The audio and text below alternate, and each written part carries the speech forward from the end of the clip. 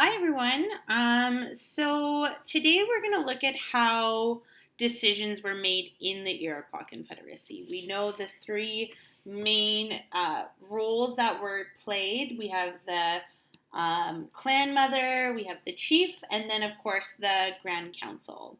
And in order to become a member of the Grand Council, you first were chosen as a chief by the clan's mothers, who took the advisement of both the men and the women councils. And then the clan mothers would choose the right candidate to be a chief. And once you were chosen as a chief, then you would participate in the Grand Council in making decisions that best supported the Iroquois Confederacy. So, how did people participate in the decision-making process in Canada? Well, when we make decisions in Canada, because we have a representative government, we usually elect people to represent us, right? So our decision is to choose the right candidate to represent us in Parliament. So we had as we know, we had a federal election this year, and we have voted, everyone voted, and the decision-making process was to vote, and whoever had the largest amount of votes would then become the leader of Canada, right? And in ancient Athens, it was a little bit different. Every person was able to vote. This was a demonstration of direct representation, right? Where everyone had a voice. It took a little bit longer, and everything was done through a majority of rules. So you would have everyone being a part of the assembly, where they would make choices, and then you have the Voulet, or the Council of 500, which were also appointed for 1 year, who would also make decisions on behalf of the people. Now, not everyone was allowed to make those decisions, only people who were considered citizens, as well as only men. So a little bit more different than the Iroquois Confederacy, as we're going to find out. Under the Great Law, democratic principles were built into the decision-making process. So equality among all chiefs, so no one chief had more of a say than the other in the Grand Council with the same level of authority. They were all considered equal. Both men and women shared authority. So just because it was only men involved in the Grand Council, it doesn't mean women didn't have a say in what they wanted the Grand Council to decide on, because there was the Women's Council as well as the clan's mother, the clan mother. Boy, my goodness. The clan system ensured no one nation could overtake the Confederacy. So because all chiefs and all clans were equal, then it meant that there could be no one clan being more powerful than the other. And that just goes, it's the exact same for how we do the same in Alberta and in Canada. We have our three branches of government. We have our executive branch, we have our judicial branch, and all three of those branches are kind of a balance and check for each other, so that one branch doesn't become bigger than the other or take over the other branches. So decisions were made by consensus, okay? So the Great Law allows everyone's voice and opinions to be heard, and they have to agree upon the decisions through a consensus. Remember, consensus is that every single person agrees. If one person doesn't agree, then it's not going to go through. So all people affected by a decision have an equal voice. In order for consensus to work, people must be open-minded and willing to think deeply about issues and what other people's ideas and suggestions are. Although the decision may not be their first choice for what is best to all in the group, they must be willing to support it.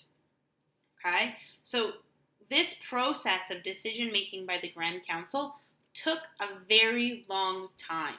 It wasn't something that they just would quickly vote on. This is something that each chief would think long and hard about, because even if they didn't agree with it, they had to be okay with it and understand it in order for the law to pass. So they had to look at all of these issues and ideas in many different ways. So passing a law. What types of laws or decisions were usually made? Well, there's peace treaties, trade agreements, and then if groups were going to war, okay? Any delegation can be brought up, any delegate, so any chief could bring up any kind of matter for discussion. And if as little as one other tribe wished to discuss the issue, then the whole Council of 50 would be obligated to hear it. So just like in our class, if you think about our classroom, if one student wanted to bring an issue up being like, couldn't we close the window because it's really cold in here? And one other student was like, yes, I also find it cold in here. Can we discuss that? Then everyone would have to have a discussion about it. The older brothers, which are the Seneca and the Mohawk, which are considered the two outside nations, they are the warriors, or they look after the outside of the nation, would consider the topic first. So once something was brought, then the Seneca and Mohawk would think about the topic, the issue. And they would think and they would discuss. And if they came to an agreement, a consensus, then they would pass their informed opinion, then they would pass that idea off to the younger brothers for their opinion. And the younger brothers were the Cayuga and the Oneida. And then those chiefs would talk over the ideas of the issue. And if they also agreed with those opinions, if they agreed with that decision, then it would be passed to the Onondaga for confirmation or re-referral to other groups. And so this is how every decision was made. It first started out with the two, Seneca and Mohawk. Then if they approved it, it would be passed to the Cayuga and the Oneida. And if they approved it, then it would be passed to the Onondaga. And if the Onondaga approved of it, and everyone was in a consensus, then that is when a decision was made or an idea was passed. Okay? In this way, members were to be one heart, one mind, and one law, and a decision was passed. If consensus could not be reached, the Onondaga would extinguish the council fire, and the tribes were free to act any way they saw fit as long as they did not harm the other tribes. So say a chief brought forward that how to properly grow corn in a field and how big your cornfields could be.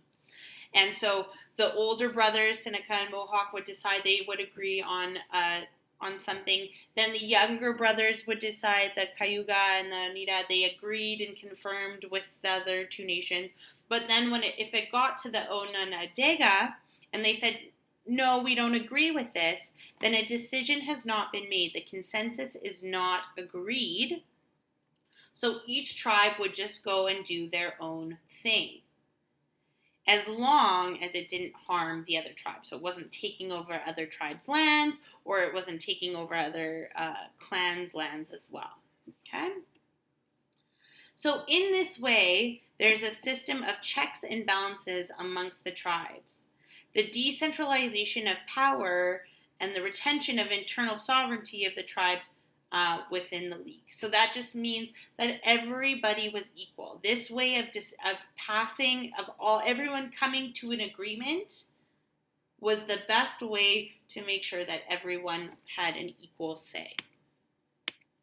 And here is just a visual of how it would look. So the Seneca and Mohawk would decide on a consensus, and they would pass it to the Kiowa and Oneida, and then they would reach a consensus, and it would be handed to the Onondaga, and the Onondaga would then give final judgment. If all nations agreed in the decision, then it was passed, right? And each group could always go back and check with other groups to ask questions. Okay? Once a decision was made, it was then recorded on a wampum belt. So, what is a wampum belt used for? What is a wampum? This is a special belt created by women and made of special shells in the colors of white and purple. Each belt contained different messages. Canada has written a set of rules, the Constitution, and the Iroquois Confederacy was established based on the Great Law of Peace. One way that the Iroquois were able to remember the Great Law was by using the wampum belt. So every time a decision was made, they would write the decision they would create a wampum belt to explain their decision made by the Grand Council. One person was responsible for caring for the wampum and reading of the belt, head bead by bead. Each wampum keeper was selected at a young age and trained to read, care, and taught to remember the information and retell it in a poetic way. So the beads' colors were very significant to the meaning of the wampum belt. And the wampum belts were used to look back, for the Grand Council to look back at previous decisions that were made for the Confederacy. Okay? Now I'd like you to head to the graph that I've given you, and I want you to try and fill in what is here. So as you can see, this up here represents the Grand Council. Okay, this is the Grand Council. So what do you think that these circles are used for? Here is the chief, and here is the clan mother. I want you to think about how to fill in this graphic organizer. After you're done that, post it on your profile and have a great day.